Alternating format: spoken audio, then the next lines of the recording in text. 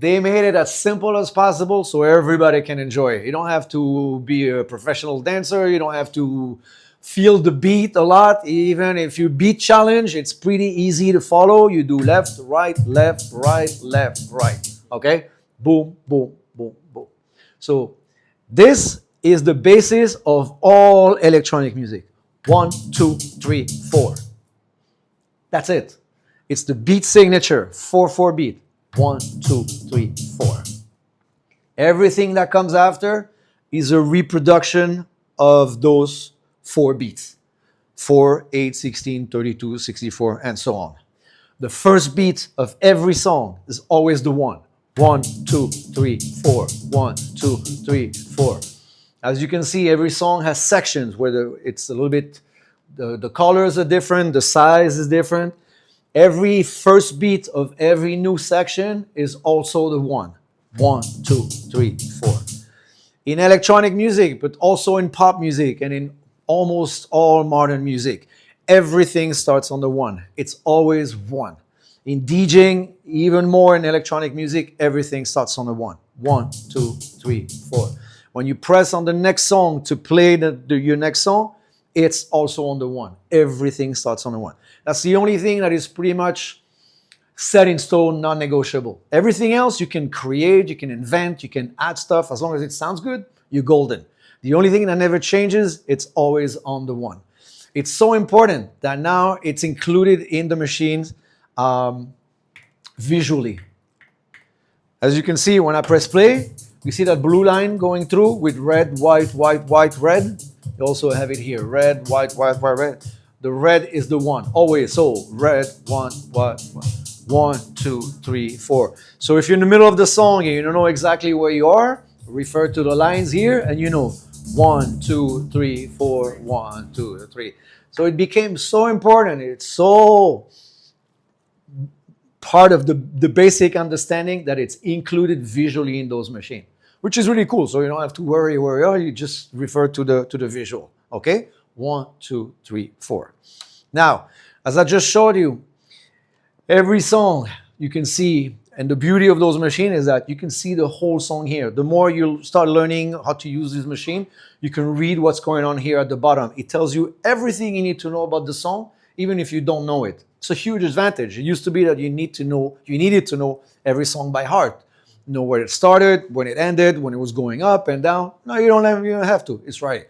Of course, it's better if you know your songs, but at least you can see it right here. So as you can see, every song has big parts, small parts, big parts, small part. Pretty much every song, you can see it here. If I go to the next song, same thing. So some have one smaller part in the middle, some have few little ones spread around. It changes from song to song. But pretty much every song has those parts, big part, small part. This is the concept of electronic music. It's up and down and up and down. The reason, if you have a song and for 3 minutes, it's the same, exactly the same. Most people today have very short attention span.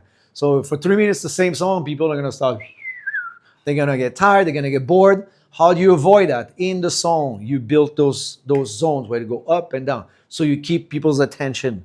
You keep people engaged. You keep their brain occupied. And it's right here in the song. But again, the beauty of it is that you can see it. You see all the parts that go up and down and up and down. And that's pretty much every song. I'm not going to say 100% because there's no such thing, but I would say 95, 98% of electronic music has big parts, small parts, big parts, small parts. Okay? So now I'm quickly going to go to the board here. You guys can stay here. As long as you can see the board, you're fine. So I told you guys before,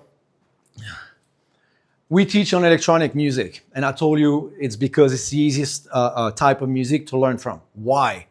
Because those songs are specifically made for DJs. So they realized a long time ago, 30 years ago, if we build in a song specific places where it makes it easy for the DJ to put two songs together, it's going to make their life a whole lot easier. So they came up with a concept about 30 years ago, and it's been used by every DJ ever since to make your life easy.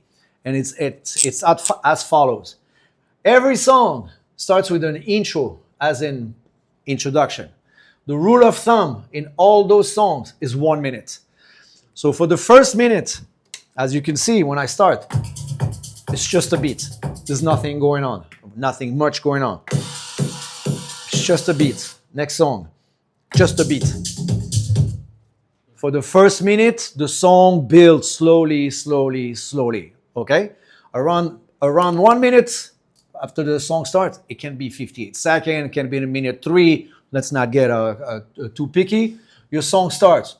So you have your first part with the vocals, with the melody, verse, chorus, and so on and so on. And then you have those up and down parts, like I show you here, up, down, up, down. And then at the end, they did the opposite. So instead of being the intro, it is the outro. Okay? And because they did things the smart way, it's also 1 minute. Which means around 1 minute before the end, right here, the song starts going down. The same way it was building up at the beginning, it starts going down right here. Again, to make it simple, so it's easier to fit 2 songs together, okay? If here you had a whole lot of stuff going on, like vocals and bass line and melody and stuff like that, around 1 minute before the end, everything drops and it becomes, most of the time, a simple beat all the way to the end. Using this idea and using this concept, you're gonna be able to DJ from the get-go, from the first time, which is gonna be in a few minutes, and sound really good, really cool, and sound like you know what you're doing. I didn't invent that concept, but it's been used by every DJ. So if I have my next song here with the same concept, my song, I mean, I'm simplifying a little bit. Here, if at the exact same time that first beat of the outro starts, you press play on the next song, your 2 songs are going to fit exactly together, like they belong together, because they're all built and constructed the same way. They're all constructed the same way. It's music. It shouldn't be. It should be like free-flowing, but it's electronic music. It's dance music. It follows patterns, and they all built the same. So by using this concept, you're going to sound really good, and you're going to love the way you sound, which makes it a whole lot more fun to learn and to practice when from the get-go you already sound pretty good. Okay? So I'm going to show you how it all works now. So with that in mind, as you can see, every song, there's a little B towards the end. You can see that B here? Every song. And then if I go to the next song, B. Okay? So why do I have a B? This is something I added to my music for you guys, for my students, to make your life a whole lot easier. When you start to learn, there's already so much you have to think about, buttons and stuff like that. If I can remove one of the things you have to think about, it makes your life easier. So by adding this B, it's showing you when that outro starts, that first beat of the outro, which is when is the perfect time to press play on the next song. Because when you play that song here, I'm going to fast forward. Once you get close to it, as you can see, that B is coming here. You see it here? Which means when it crosses the white line, it's your perfect time to press play on the next song. Right here when you see the B. It makes your life a whole lot easier. It takes the guessing game of knowing when it is the perfect time to press play. You don't have to know. You just look at here, and when the B crosses the line, you press play. And that way you can use the full potential of that concept and make you sound really, really cool from the get-go. All right? I know it's a lot. Now I'm going to show you how it all works together, okay? And it's going to make more sense. So, again, these machines are fantastic because you have visual. So it tells you a lot of stuff. So you have a full-on screen with all the information. As I told you from the get-go, you want to sort your music. When you start downloading music, if you have 20 songs and they're all in one place, that's fine. When you start having 100, 500, 1,000 songs, you want to have them sorted in different folders or playlists, okay? You can do it by style of music, by BPM range, energy level, dates that you download. Every DJ has his or her own mad way of sorting your music. You just want to know where your music is. Because if you have 1,000 songs in one place and you have to look for that song while the other song is playing, you're going to lose a lot of time that is precious time. So you sort your music in playlists. We'll teach you how to do that as well. So as you can see here, I have all my playlists. And with that wheel, I go up and down. We're using that wheel. When I'm happy with the playlist, this is also a touchscreen, so you can use your finger, okay? When I'm happy with the playlist, I click on it. All the songs in my playlist appear, okay? Now, same thing. I pick the song I want to play. I click on it. My song is loaded, all right? So, first thing I need to do is decide how fast or slow I want my set to be. The first song is your calling card. It's your first introduction. You're telling the crowd or your friend or whatever, this is what I do. So you have to put a little bit of thinking of it. So as I showed you before, this is 123. Let's say I want to play a little bit faster. I'm going to play 125. It's your prerogative. Okay. So before you play any song, you want to do two things. First, you want to listen to the song because there's a lot of songs that have similar names. Sometimes at the last second, when you press on that button, you turn and you load another song. It happens to all of us, including me, even 40 years later. So if you're lazy, you're not listening to the song, and then when you bring the song up, you realize it's the wrong song, and it can be a huge mistake. And sometimes one song is enough to lose the energy of a dance floor. So it takes 3 seconds to listen to the song to make sure that what you're about to play is the song you actually want to play. So press play. Fast forward a little bit to the middle of the song. Remember, at the beginning, it's just a simple beat, so it's not telling you much about the music. So here I'm in the middle. I press here Q on this side, so I can listen to what's going on. Listen to the song. Fantastic. And at the same time, remember, every song has to be here at 6. So at the same time you do your quick listening, you look here, you look at your lights, you make sure they stay right here at 6. It's at 6. I'm happy with it. Fantastic. Beautiful. When I'm ready, press Q to go back to where I started. Play, and you go up slowly. Simple as that. This song is playing. There's nothing else to do. I go prepare my next song. So same thing. I'm back on my list of playlists. I click. Then I pick the next song. Let's pick this one. First thing you do, always, because it's the most important part, you adjust the BPM. Remember 125.0? Here it says 124.1, so I'm going to move this down until I get to 125.0.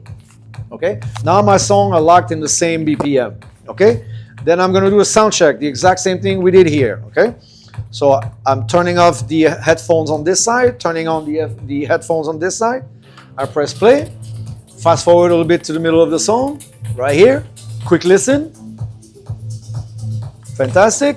Look at my lights. Make sure I see it just went into 9. So I'm just gonna move it down. Sometimes it's just a little bit, but it's enough to make a difference. So I'm at 6. It's the right song. Cue. I'm ready to play. Now the only thing I have to wait is the perfect time to press play. When is the perfect time to press play? The beginning of the outro. When is the beginning of the outro? My little B sign here is showing me when I'm gonna get here. Okay? So I'm gonna fast forward because we don't need to listen to the whole song, even though it's a cool song. So now I'm getting close to the B. So once you get close to the B, you start getting in the groove. Remember, everything starts on the 1. So start looking at your lines here, and in your head or out loud, you can start counting. So 1, 2, 3, 4. You see my B? When it crosses the line, 1, 2, 3, 4, 1, 2, 3, 4, bam. Simple as that. Now, here's the coolest part about those machines, okay? For the longest time, the only way to learn how to DJ and to beat match was with your ears. You had to learn and train your brain to take 2 songs with 2 different beats and put them together. It takes a long time. It's frustrating because you try, and it's not working. Some people get a little bit quicker, some people slower, some people never get it, okay? But that was the only way. I learned that way. I'm still doing it, okay? But now, and this is why we can teach you guys in a shorter amount of time how to do it. You can do it visually until you learn how you train your ears, because ultimately that's what you want to do. You want to train your ears. So remember when I press play and that blue line was going through red, white, white, white, red? Okay. When I press play here, that blue line, red, white, white, white, also started moving. But because the 2 machines, they're connected and they're communicating, the orange line on top is showing me what the other machine is doing, okay? So you see my two red lines, they're not exactly aligned one on top of each other. So with my finger on top, look at what I'm doing. You see how the lines are shifting like that? So you do a visual beat match. How you do that? You put the two red lines right on top of each other. That way the one beat of this song is aligned exactly to the one beat of this song. This is called a visual beat match. Okay? This is the revolution. You guys are lucky that you're trying to DJ. You're learning how to DJ in 2025 and not in 2015 or 2005. Okay? So you're going to press play. When the beat comes in, you're going to be slightly off. So you correct it visually until your two lights are together, just like that. The last thing you do before you bring in the new song, you turn down the bass of the new song. You never want to have the two bass line all the way up at the same time. It's too much bass. It's going to start erasing the other frequencies, okay? So my lines are correct. Now I'm starting to go up. So now my two songs are playing, but it feels like it's only one song because they're exactly locked in the same beat. Then I have to switch the bass. So at the same time, in opposite directions, I'm turning down the bass here and I'm turning up the bass here. So now this has become the principal song, the dominant. And then you listen. And if it sounds good together, like it does right here, you use it all the way to the end. You milk it all the way to the end. And look at that. Just when the song starts here, it ends here. It's not magic. It's 1 minute intro, 1 minute outro.